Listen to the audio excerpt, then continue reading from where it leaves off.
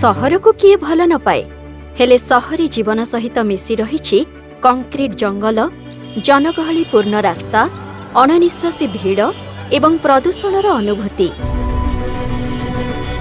हेले खुशीर कथा जे आम भुवनेश्वर किंतु सेमिति नुहे। स्मार्ट सिटी हेबा सहित एठारे थिला एक सबुज परिवेश।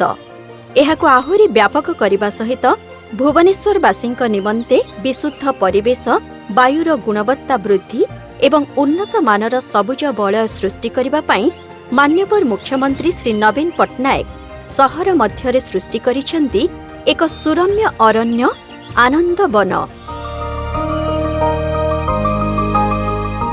5T शासनतंत्र अवलंबन रे सृष्टि होइथिबा आनंद वन हेउछि आम सरकारंकर अनेक विभाग, महानगरी वनखंड एवं ओएमसी र मिलित उद्यमर एक सफल प्रतीक।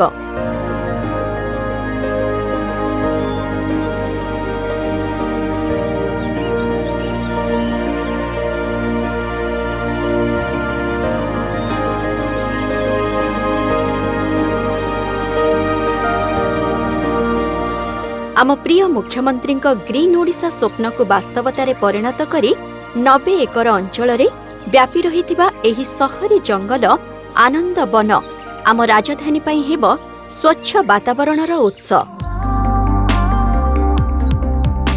प्रकृति सहित अंतरंग हेबार नियारा सुजोग, विभिन्न अनुभूति देई आमको पुलकित करिब आनंद वन।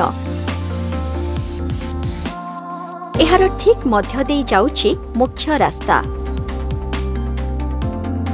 फिटनेस आग्रहींक पई तयारी होइछि बाइसाइकिल ट्रेल। खाली पादरे माटीर अनुभूति नेबा पई रहिछि सॉइल ट्रेल।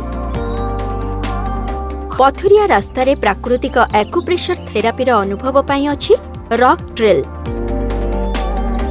नाना औषधीय उद्भिदर सुगंधित बास्नारे सतेज हेबा पई फ्राग्रांस ट्रेल।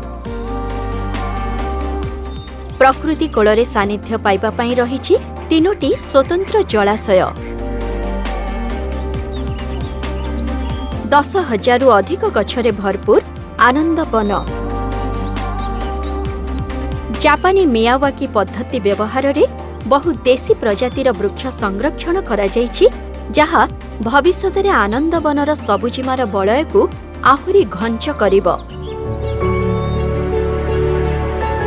एठारे जानवाहन रखिबा पई रहिछि पर्याप्त पार्किंग स्थान, बसिबा पई बेंच, गाजेबो, रेन शेल्टर, पिलामानंक लागि खेलिबा स्थान, सर्वसाधारण शौचालय एवं स्वास्थ्यकर खाद्य खाइबा पई एकाधिक कियोस्क। आनंद वन हेब एमिति एक स्थान जेउठु सृष्टि हेब आम परिवेशर जाग्रत प्रहरी। भुवनेश्वरवासींक पई गर्वर कारण आनंद वन। आज प्रिय मुख्यमंत्री द्वारा लोकार्पित एही नवीन अरण्य राजधानीवासींक पई साजिछि सहरी सुस्थ परिवेशर परिचय, प्रकृतिर संरक्षण दिगरे एक विशाल प्रतिबद्धता।